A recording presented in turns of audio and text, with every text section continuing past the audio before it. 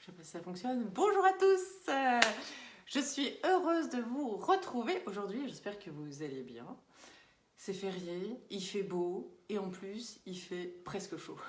Ce serait le top, n'est-ce pas? Surtout pour parler des disputes, ce qu'on va parler aujourd'hui. Alors, le temps que vous vous connectiez tous, que Facebook vous informe que je suis en direct, eh bien, je vais me présenter et puis ensuite on fera même le petit sommaire. Non, attendez, je vais même commencer par le sommaire.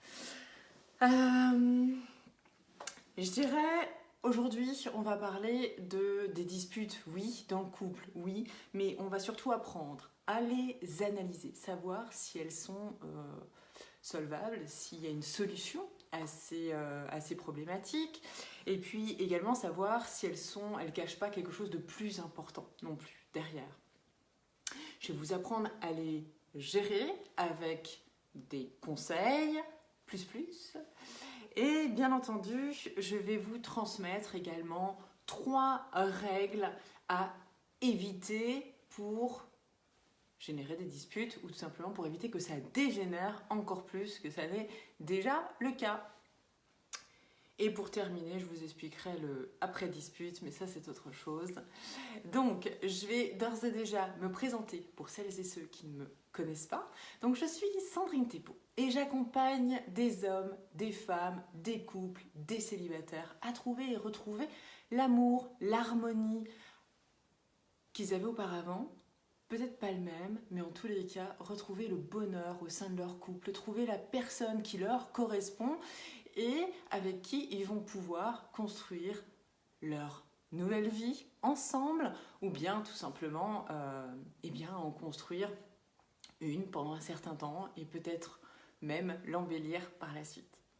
Donc je vois que vous commencez tout juste à vous connecter, c'est parfait. Bonjour à tous. Donc je viens de vous donner le sommaire. Je vais attendre encore un tout petit peu.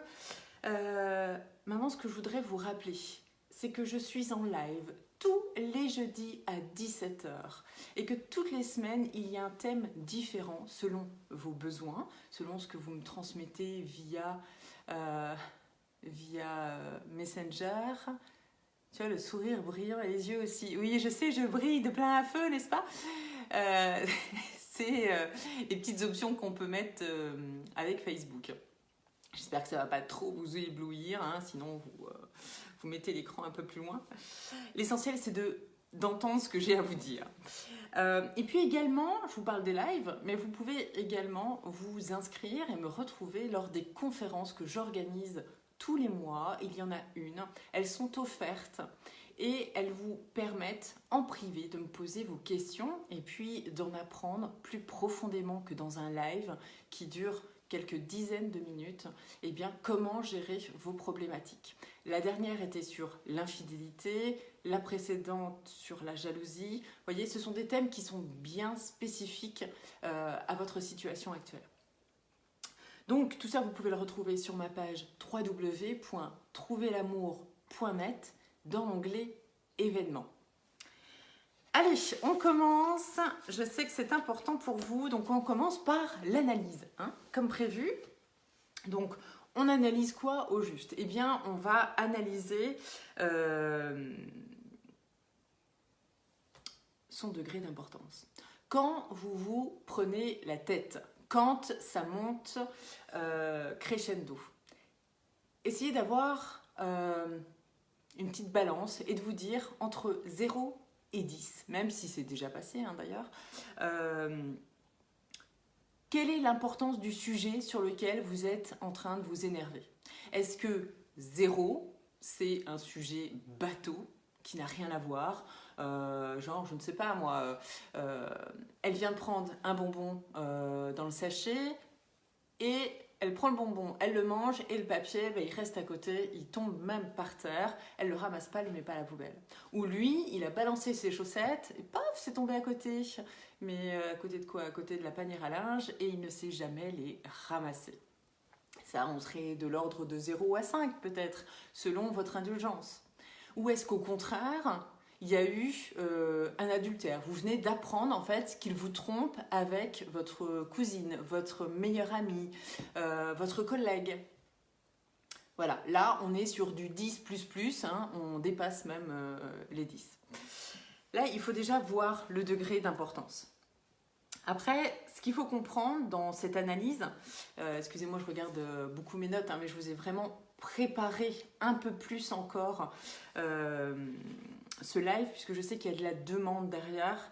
Donc, chacun vit le conflit de façon différente. C'est pas parce que vous allez évaluer la problématique à hauteur de 2 que votre partenaire, il va le prendre aussi au niveau de 2. Peut-être que pour lui, c'est du 8, 9, voire peut-être même du 10, et que l'importance est beaucoup plus touchante pour lui, provocatrice, c'est plus percutant, ça lui fait du mal, contrairement à vous qui comprenez pas justement pourquoi est-ce qu'il se prend la tête. Chacun est différent.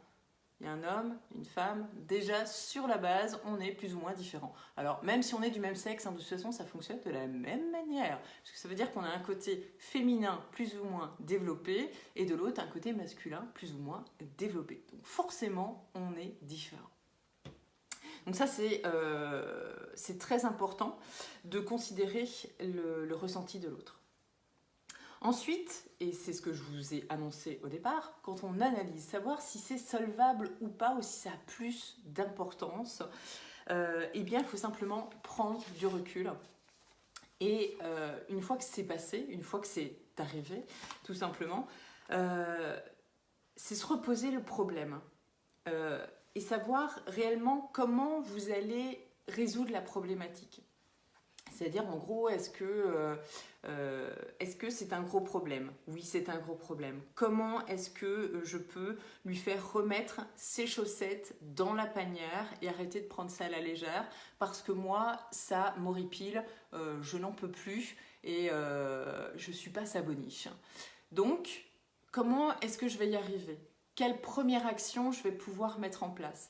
Pas la peine tout de suite d'y aller en lui expliquant, voilà, tu prends les chaussettes, tu te baisses, tu prends la paire et tu la mets tout doucement dans la panière. Il y a d'autres manières de faire et selon votre problématique, c'est de trouver la façon de faire pour pouvoir lui transmettre, lui communiquer votre information, votre mal-être face à cette situation pour que lui puisse pouvoir vous y aider, vous comprendre et puis petit à petit faire les choses que vous aimeriez qu'il fasse, mais seul. Voilà, donc tout ça, je vous invite à le mettre sur papier et à prendre du temps. C'est sûr, c'est prendre du temps, mais c'est là qu'il faut voir le degré d'importance de ces disputes et si vraiment ça vous pose problème. Ensuite, 2.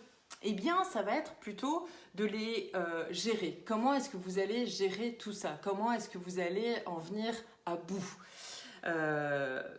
Moi, je dirais, c'est pas une légende hein, quand on dit oui, il faut tourner 7 fois sa langue dans sa bouche avant de l'ouvrir, hein, parce qu'on risque de blesser la personne sans réfléchir, parce que forcément, ça nous fait mal. Donc, tout de suite, on s'énerve, tout de suite, on dit des mots qui dépassent nos pensées.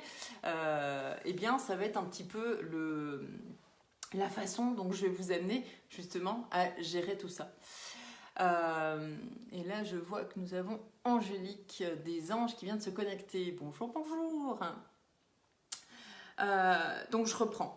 Là, il faut vraiment voir comment les gérer et tourner sa langue, encore une fois, cette fois dans sa bouche, c'est pas qu'une légende, c'est vraiment juste le minimum. Donc, ça évite de blesser l'autre un peu plus. Donc, en règle générale, quand on se dispute, ça peut être assez violent, il y a les mots qui sont durs, il y a le ton qui est sec, la voix qui s'élève, les gestes, on parle un peu plus italien là, d'un seul coup d'un seul. Hein, ça fuse, autant les gestes que le corps, vous êtes d'accord avec moi, on reste pas stoïque et puis on s'engueule comme ça, d'accord. Donc, si c'est plus ou moins ça que vous vivez, d'ailleurs je pense que c'est le cas, eh bien je vais vous donner 3 conseils.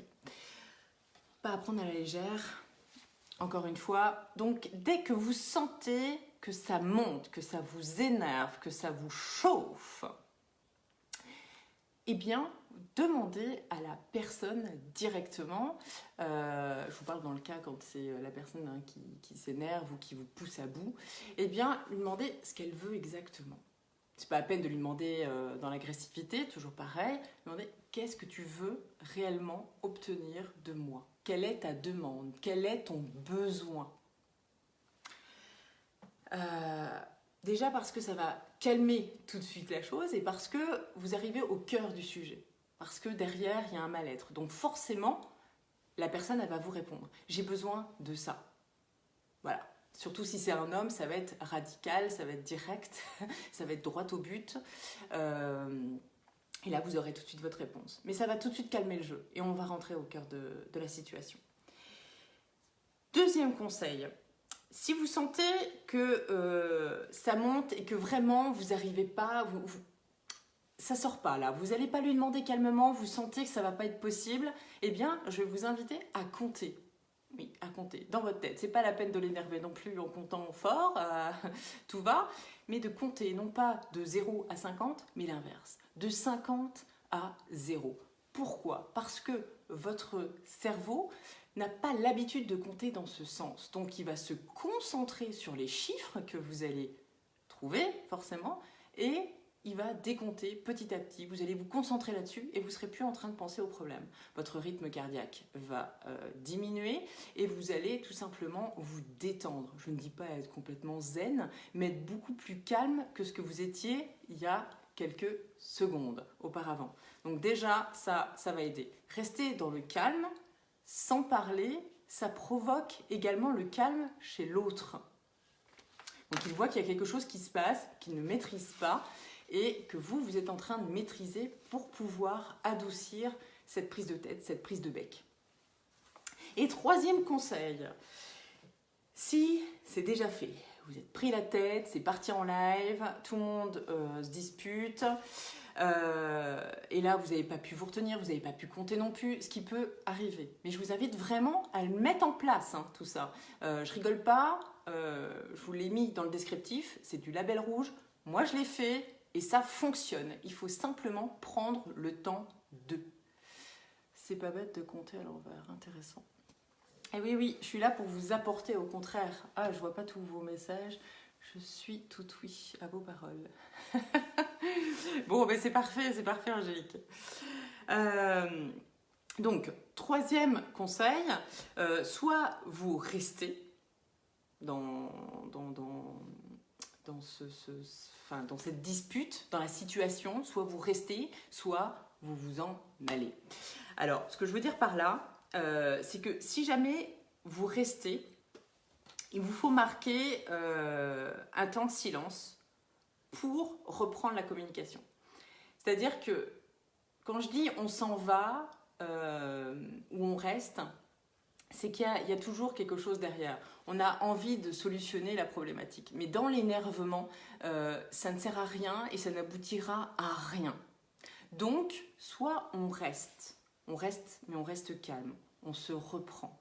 Soit on monte dans le bureau, dans la chambre, on va dehors, on fait un tour du pâté de maison, un tour de la maison, de l'appart, on descend, on va prendre le vélo, on évite de prendre la voiture et on s'aère, on pense à autre chose ou on pense à la situation mais calmement. Qu'est-ce qui est arrivé? Pourquoi c'est arrivé? Comment est-ce que je peux gérer la situation différemment? Comment est-ce que je peux amener la chose?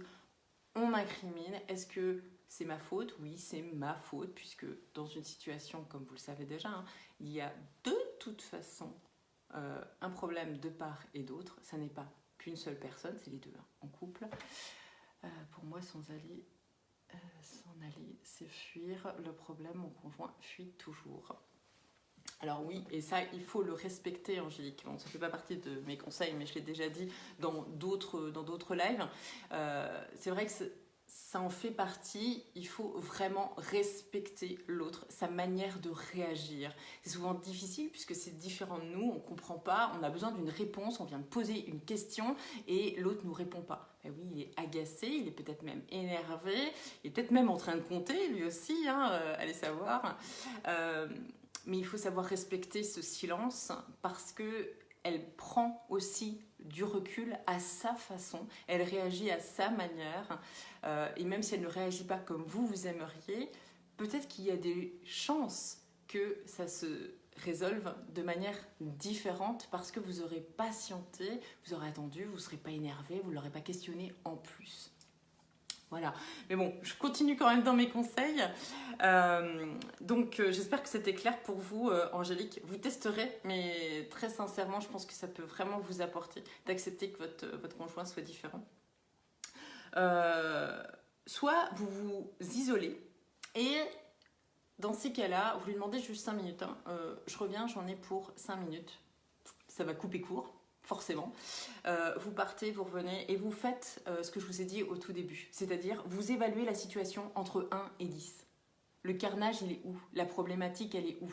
Il m'a trompé ou c'est juste une histoire de papier qui est posée à côté de la poubelle hein, et qui n'a pas su mettre à la poubelle? Est-ce que c'est parce qu'elle a acheté un rouge à lèvres et qu'elle a encore dépensé quelque chose? Ou bien est-ce que c'est parce qu'elle a été voir le voisin et elle lui a encore demandé de faire des choses à ma place? Voilà, c'est encore le degré de 0 à 10 d'évaluer réellement si ça vaut la peine de se mettre dans tous ces états et de continuer dans cette direction, très clairement. Donc, dire à l'autre, de toute façon, ce qu'il ou elle aurait dû faire, ça va de soi, même si ça ne paraît pas, ça ne le semble pas au départ, mais ça ne change rien, ça ne fait que le rabaisser. Tu dois faire ci, tu dois faire ça, tu dois le faire comme si tu aurais dû le faire comme ça. Qui est-on pour dire à l'autre ce qu'il doit faire? Il le sait, il n'est pas plus bête qu'un autre, il n'est pas meilleur que nous non plus. C'est pas forcément de la provocation non plus. Mais on n'a pas besoin de le rabaisser. S'il n'y a personne qui est plus haut que l'autre, on n'est pas dans un duel quand on est dans un couple. Au contraire, on est censé être en totale harmonie, se compléter peut-être, et même apprendre l'un de l'autre. Mais en aucun cas, on est dans une bataille sans nom. Donc, et même continuer à s'énerver, hein, ce que je disais tout à l'heure d'ailleurs pour vous, hein, Angélique, c'est vraiment... ça ne sert à rien de s'énerver, de vouloir avoir raison à tout prix et de ne pas laisser l'autre s'exprimer ou réfléchir, analyser peut-être même différemment la situation à sa manière. Et on arrive au troisième point, donc les 3 règles à éviter pour générer la dispute ou pour la faire dégénérer au contraire. Donc là, j'aurais plutôt tendance à vous dire 1. Ne pas laisser le temps faire les choses, c'est-à-dire, et là je vais plutôt m'adresser aux hommes parce que c'est une particularité d'ailleurs, c'est que vous êtes souvent, alors autant vous êtes dans le silence, d'accord, mais surtout vous laissez les choses se faire. Il y a des femmes aussi hein, qui sont très fortes pour ça, c'est-à-dire qu'il n'y a plus de son, il n'y a plus d'image pendant quelques jours, et puis au bout d'un certain temps on revient et on fait comme si de rien n'était. Bon, et bien ça n'a jamais rien résolu. Dans ce cas-là, la problématique, elle est solvable, sauf qu'on ne veut pas voir le problème en face. Et si on n'est pas prêt de voir le problème en face, c'est que soit on en a peur et il faut le voir. Bonjour Iliré, bonjour, bonjour.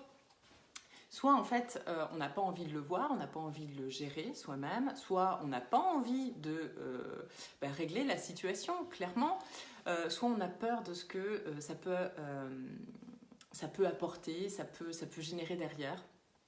J'ai envie de vous dire, si vous avez peur, c'est bon signe. Au contraire, c'est pas quelque chose dont il faut réellement avoir peur, dont il faut se cacher. C'est plutôt le mettre en avant.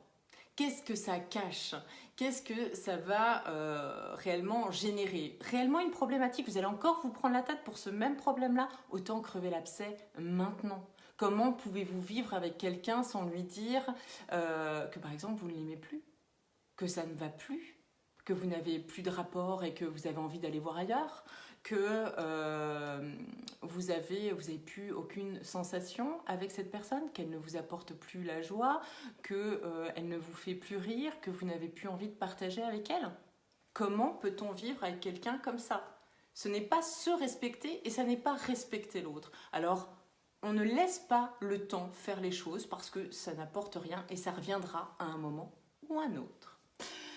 Deuxième règle, se poser immédiatement la question: comment puis-je le dire différemment? Et là, je m'adresse principalement à vous, mesdames, parce qu'on a tendance à poser 50 milliards de fois la même question sur un ton différent, un débit différent, avec des gestes même différents. Mais la phrase, la question est toujours la même.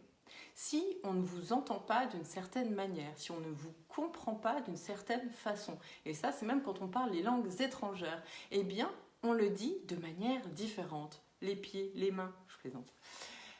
On le dit de façon différente. Est-ce qu'il fait beau aujourd'hui? Est-ce que je peux sortir dehors en t-shirt? Fait-il suffisamment chaud dehors? C'est dit de façon différente. Je vous rappelle, ce que je vous dis, je l'ai fait, je l'ai appliqué. Ça fonctionne. Donc, prenez le temps, notez ce que je viens de vous dire, regardez en replay tout ce que je viens de vous donner comme conseil. J'arrive au troisième. Restez ouvert à la problématique. Mais oui, parce que, en fait, vous rencontrez peut-être pas de problème, mais lui ou elle, ça lui pose un problème. Restez ouvert, restez compréhensif. Vous allez peut-être trouver que telle ou telle situation est un problème, mais lui non, parce qu'il n'a pas l'impression d'avoir fait quelque chose de mal. Et là, je vais rebondir sur la jalousie, par exemple. Ça, c'est souvent le cas des disputes dans le supermarché, dans la voiture, n'importe où, même à la maison, de toute façon, devant la télé. Peu importe, ça va être oui, mais tu l'as regardé. Tu l'as regardé, là, tu l'as regardé, il s'est passé un truc, je sais, tu l'as regardé. Tu l'as regardé? Mais non, mais qu'est-ce que tu racontes? J'ai rien fait, c'est faux, j'ai même pas regardé. La personne, elle ne comprend rien. Elle n'a pas l'impression d'avoir fait quelque chose de mal. Mais vous l'avez perçu comme tel. La problématique n'est pas elle, la problématique, c'est vous. Donc, restez ouverts. On est toujours deux dans un couple. Donc, forcément, on génère une problématique sur soi et sur l'autre. Quand on projette surtout des problèmes comme la jalousie, puisque lui ne comprend rien, elle non plus, puisqu'elle subit quelque chose qu'elle n'a pas demandé, et lui n'a pas l'impression de lui avoir fait subir quelque chose. Bref, j'espère que j'étais un peu claire, parce que je me suis un peu embrouillée là. Bref, pour résumer, vos besoins sont différents, donc vous ne ressentez pas la même chose. Est-ce que c'est clair pour vous? Est-ce qu'il y a d'autres questions ou pas? On arrive sur la fin. D'ailleurs, ce que je vous invite à faire, parce que là, je vous ai presque tout donné, hein, donc là, on va passer à la réconciliation. On va passer à l'après-dispute. Ce que je vous invite à faire, eh bien, c'est à transmettre aux personnes qui sont sur ce live, qui savent que vous êtes en train de regarder ou pas, mais qui peuvent être intéressés, qui peuvent être concernés par la situation. Eh bien, tout simplement, à leur transmettre cette vidéo, à leur transmettre ce live, à leur dire que vous êtes là. Ça peut peut-être les aider. Si ce n'est pas le cas maintenant tout de suite, ce sera en replay. Donc, ils auront toujours le temps de le voir. Et je vous remercie par avance. Bon, j'ai pas plus de questions. Bien compris. Ok, super Angélique. Merci du retour. Donc, alors là, je vous parle de l'après. Pourquoi? Parce qu'en fait, j'ai eu une question qui m'a fait sourire. Je ne néglige rien et j'aime vos questions au contraire, même si je n'y réponds pas de suite ou directement. Ce qu'il faut, c'est parce qu'on m'a posé comme question, hein, c'était très clair. Je me rappelle plus du prénom, bon peu importe. Ça a été, moi quand j'ai une dispute, c'est toujours pareil. Quand on se prend trop la tête, eh bien ça finit sous la couette. Oui, sous la couette. Est-ce un problème? Alors, j'ai pas de réponse toute faite. D'accord? Parce qu'il n'en existe pas, même si je vous ai préparé ce live. En revanche, je vous dirais plutôt, je vous poserai quand même des questions. Qu'est-ce qui est gênant au final dans cette situation? Que ça se finisse sous la couette. Qu'est-ce qui vous gêne? Est-ce qu'il y a un problème que justement ça se termine Comme ça a l'air plutôt sympa. Avez-vous résolu le conflit avant? C'est-à-dire qu'avant de vous jeter dans les bras l'un de l'autre, de vous embrasser, de ceci, cela, et puis de terminer sous la couette, est-ce que la problématique elle est résolue? Est-ce que le sujet est clos? Ou est-ce qu'il va falloir en reparler encore après? Et qu'est-ce qui est normal ou anormal? C'est-à-dire, pourquoi est-ce que ce serait anormal de terminer une dispute sous la couette? Bon, c'est sûr, quand on est au resto, c'est pas bien évident. Mais ça peut arriver à tout moment, dans un taxi, ça peut arriver n'importe où. On a envie de se blottir, on a envie de s'embrasser, on n'a plus envie d'en parler. Voilà, qu'est-ce qui est normal, qu'est-ce qui n'est pas normal? C'est de s'arrêter et de se dire, bon bah voilà, écoute, merci d'avoir répondu à ma question, on en reparle un autre jour? Je sais pas quoi. Sincèrement, voilà. Posons-nous les bonnes questions pour pouvoir répondre à quelque chose qui n'est pas anormal, loin de là. Et vous vivez des choses tous différentes.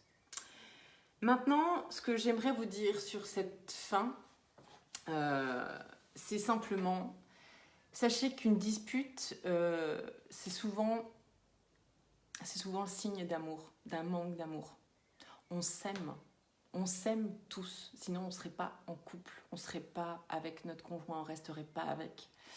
Quand il y a un signal d'alarme, quand ça ne va pas, quand ce sont des petites broutilles, quand même si ça prend de l'ampleur, peu importe, quelle que soit la grosseur que vous estimez entre 0 et 10, la grosseur du problème, dites-vous que la personne qui vous envoie ces signaux-là a besoin de votre amour, d'une façon ou d'une autre.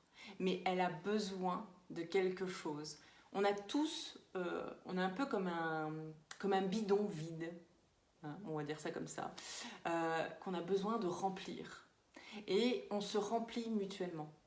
Un réservoir d'amour, voilà, ça va être le terme. Hein, voilà. Je ne sais pas si vous me comprenez, mais on a tous besoin vraiment de se remplir de l'intérieur. Et même si on se remplit soi-même avant d'attendre que ce soit l'autre qui nous remplisse, quand il y a une dispute, c'est qu'il y a toujours un besoin. Donc sachez être à l'écoute avant tout de suite de vous énerver, de monter au créneau, de monter sur vos grands chevaux et de vous prendre la tête et que ça n'en finisse plus. Voilà. Sachez que vous, quand vous êtes dans ce cas-là et que vous reprochez quelque chose à votre partenaire, souvent c'est parce que vous aussi vous avez besoin d'autre chose. Voilà, c'est un signal. Écoutez-vous. Voilà, et je crois, il me semble aussi que je ne vous ai pas parlé de la semaine prochaine, parce que là c'est terminé.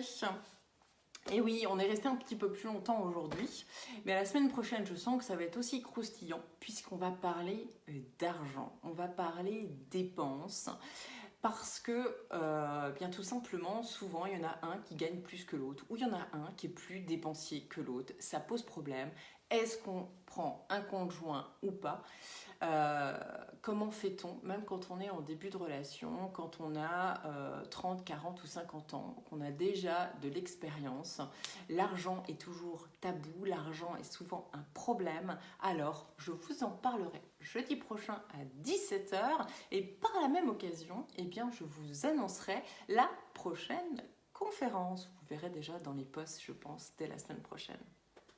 Donc, je vous remercie d'avoir été présent, d'avoir participé et puis d'avoir transmis ce live à des personnes de votre entourage qui peuvent en avoir besoin et à qui ça peut être utile. Je vous invite à le revoir en replay, à noter ce que je vous ai dit et surtout, eh bien, de le mettre en pratique. Alors, passez à l'action. Je vous souhaite de bonnes réconciliations sous la couette ou pas et je vous dis à jeudi prochain. Ciao, ciao!